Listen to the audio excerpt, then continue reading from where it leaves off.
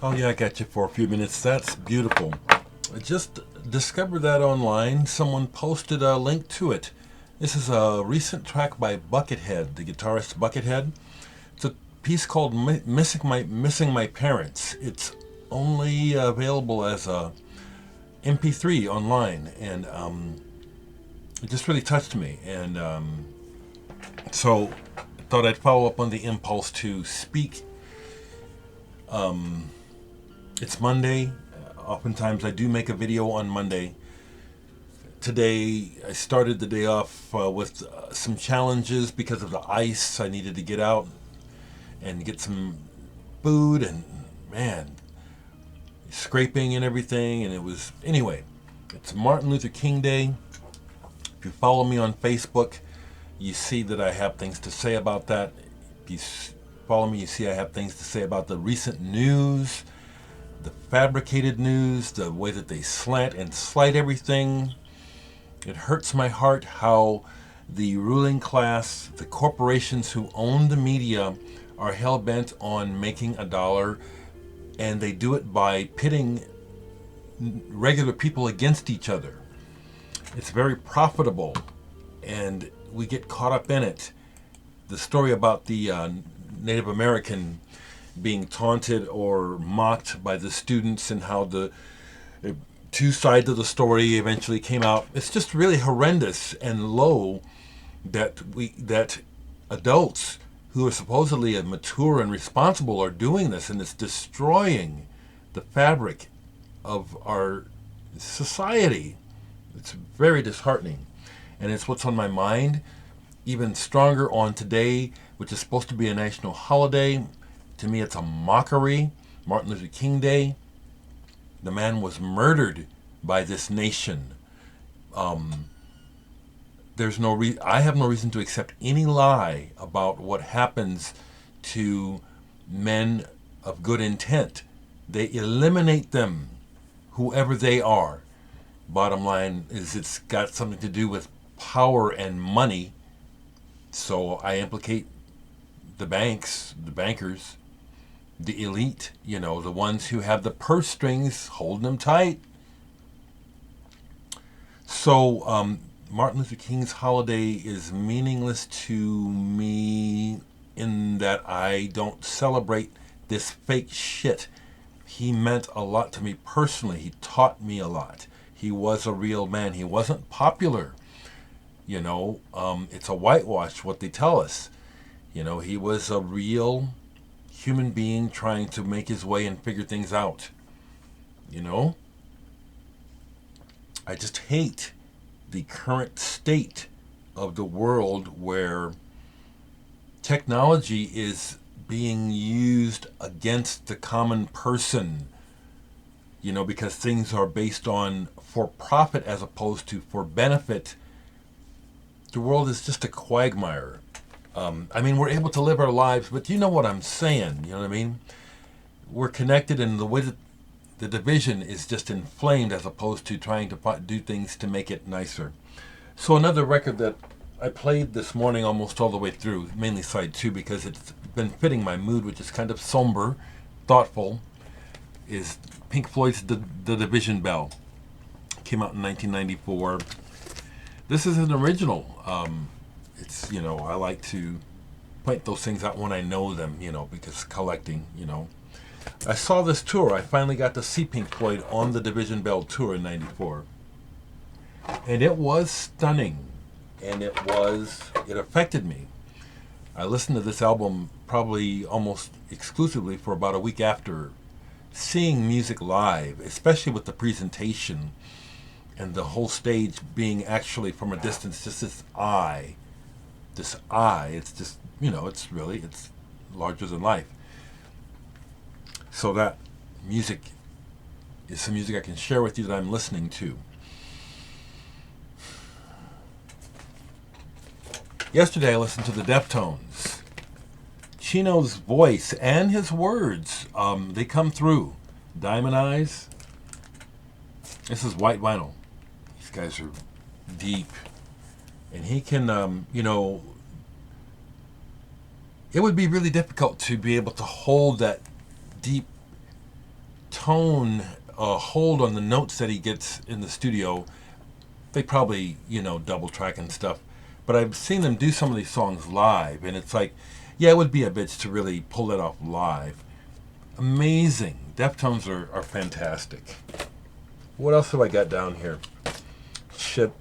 I want to thank you again. Well, I can do this. Eric, if you happen to watch this, thank you for the music.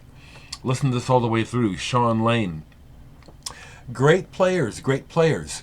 Here's what it is about Shawn Lane's playing, which strikes me sometimes. He is technically brilliant, and he plays in modes and scales that are not typical. What's interesting is that there'll be times when he lights up and he's on fire, and then there's other times where that fire borders on madness. Do you hear it like that by chance? That's what it sounds like to me. So I went back and listened to the other one that I've had for a long time, that you sent me a reissue of. And that one's more of a jam thing. I like this. I like these. I like this better. But yeah, it's like, I love skill, but sometimes it does border on madness with some people. Listen to this again a bunch. This is fantastic. I just love John McLaughlin. And I knew what I was saying about McLaughlin needing to pull back because of his hands and stuff, and you acknowledged you were there. I also see where your video, that's your video I watched online from this show, Eric. Thank you so much for sharing this with me. Fantastic. Here's another one where I saw something online and it just struck me to say, oh my God, this is such an amazing song, and the sentiment, what it's about, is deep. Shipbuilding, written by Elvis Costello, but this version by Robert Wyatt is the version to hear.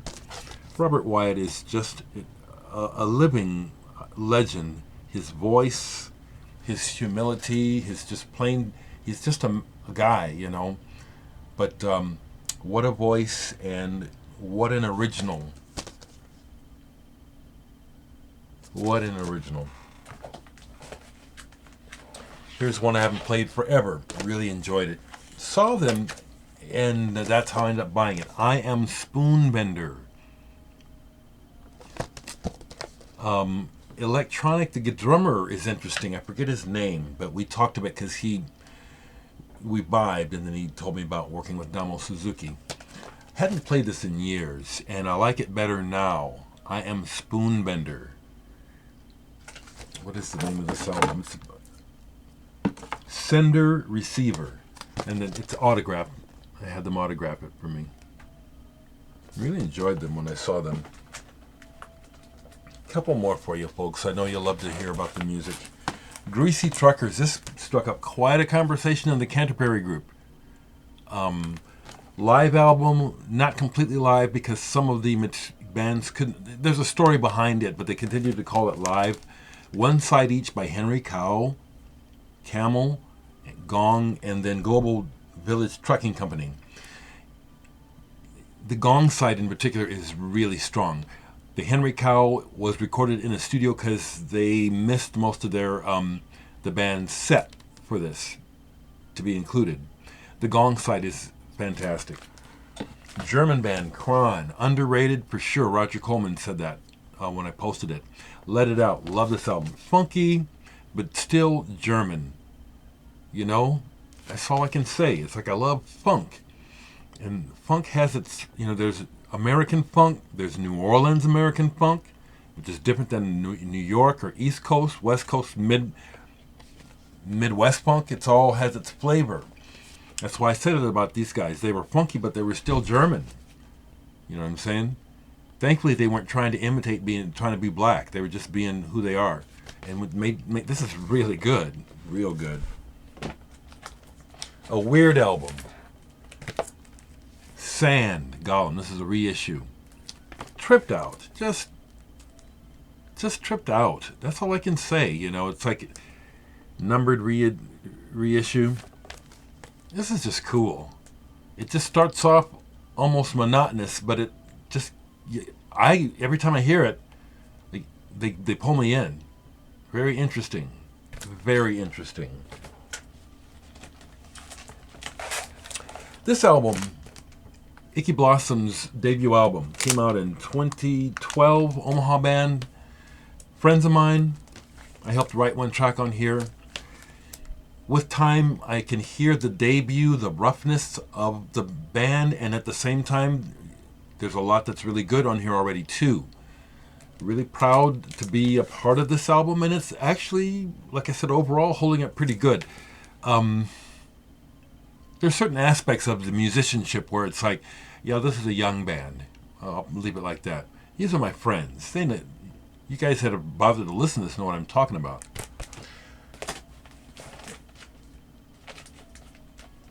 I could go on, couldn't I? I think the one thing I will last say, besides speaking about Dollar Brand right quick, pianist.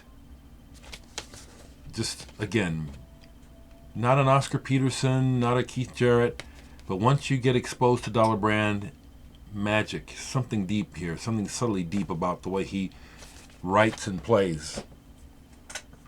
I just want to continue to just share that it's, I feel it is something that I can do to just share this information that I'm aware of, that a big part of communication is manipulation. And unfortunately, I say unfortunately, this is an unfortunate part of our social nature, because we're group oriented. We do need each other, and we work better as groups. We wouldn't survive as one. We're very vulnerable to what others think and say, but it seems that too many people don't understand that they have a choice. They don't realize that another person's mind and their thoughts only has some sort of power over anyone else through the other person's permission. Just because it's hard for me to put into words, but I see how the world is insane because of things that are said and then reactions, as opposed to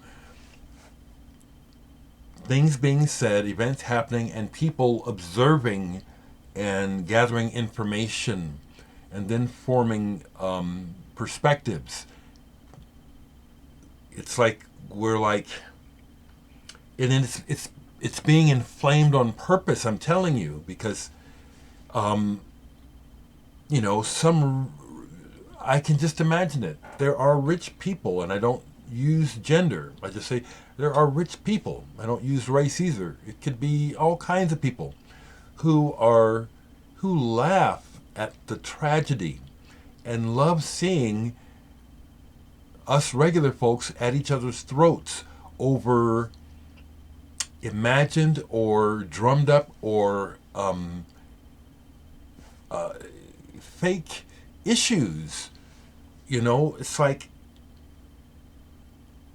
there's no profit in sending out the true message that we have a lot more in common, and we have a lot more to gain by refocusing on what we have in common and working together, rather than pitting each other against each other and inflaming differences so that the greed heads can make the money off of it, because that's what's going on a lot. Don't you see it? There's a lot besides that going on, but I'm trying to get that message out. It's like we're being bamboozled all the time. It's frustrating. That's why I listen to so much music.